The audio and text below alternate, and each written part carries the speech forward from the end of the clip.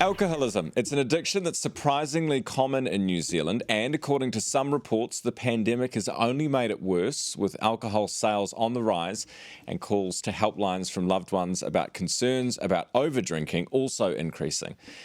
When you've descended too far down the spiral, how do you pull yourself back up? Joining us this morning is the Retreat New Zealand chair, Janet Thompson.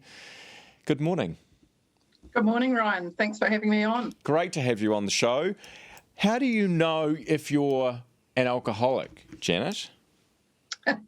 Right. So I guess the first question you need to ask yourself, is alcohol causing a problem in my life or in the life of my loved ones? And if the answer to that is yes, well, then it's not going to get better. So you need to do something about it. So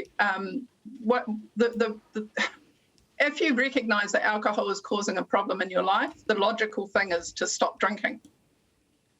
If you recognise alcohol is causing a problem in your life and you want to stop drinking, but you find that you can't, or that you can't stay stopped, then it's possible that you're an alcoholic. And nobody can tell you you're an alcoholic. You need to recognise and acknowledge that yourself. It's that staying stopped thing, isn't it, that leads to people to think, if you're an alcoholic, there is something wrong, like you're weak if you're an alcoholic. That's kind of the thing some people think about it. You say that's not true. Why?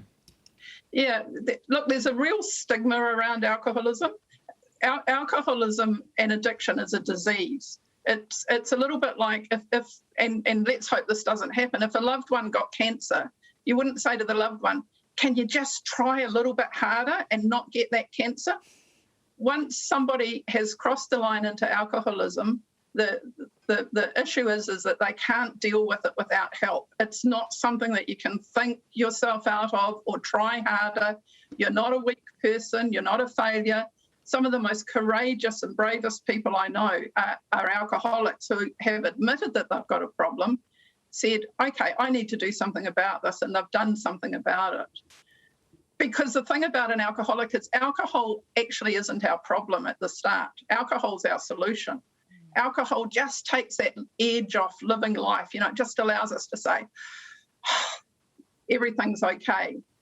Now, what happens when the solution becomes a problem, then you've still got the original problem, which is I really needed some help to live life on life's terms. And now I don't have the thing that was helping me to take that edge off it, because that's turned around and bit me on the arse. So you really, really need help. Janet, if you live with an alcoholic, what's your view on having alcohol in the house, whether it's just a bottle of wine for yourself or maybe some for your teenage kids, whatever? What's your recommendation there? Look, just because somebody in your family's an alcoholic doesn't mean to say that you have to change your life. The alcoholic is the person that they've got a condition that they have to manage. So, I'm certainly not anti-alcohol. If I could drink safely, I would drink. But I know that I can't drink safely, and I don't expect other people around me to change what they do just to accommodate me. I don't need them to. I wouldn't want them to. What did it take for you to realise and change? I was very high functioning. I didn't really lose anything, and I had that idea. I haven't had a drink since the 12th of January 2010, and I still identify as an alcoholic. Now, what happened for me is that I didn't think I was an alcoholic because I didn't know an alcoholic was somebody like me who was functioning at the top of my game. I had friends, I had family, I was a mother. I had everything going in my life, but for some reason, I just couldn't not drink. And the drinking was starting to cause problems in my life. And I was confused and I was baffled and I just didn't know what to do. And I tried to solve it myself.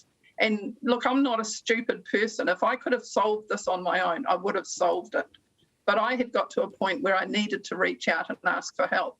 And, when you're in the depths of your alcoholism, asking for help is the hardest thing to do. And that's what I guess I'd say to loved ones. If you've got somebody who is struggling with alcohol in your life right now, make it okay for them to ask for help. Separate the alcohol from the person. Say to them, listen, I love you more than life itself. I'd do anything for you. But I can't stand by and watch what I can see alcohol doing to you. Yeah. So don't just say to them, don't drink, because it's like saying to us, don't breathe. That's They're going to look at you like you're that's not it. like you're It's mad. kind of, Yeah. I love you. I want you to be well. Yeah. Sorry. That's all right. We have to leave it there, Janet, but thank you very much for joining us this morning. A really interesting discussion. Of course, that is the Retreat New Zealand chair, Janet Thompson, with us. If you are struggling, there are plenty of resources available and groups that are available to help with that as well. They're all available online.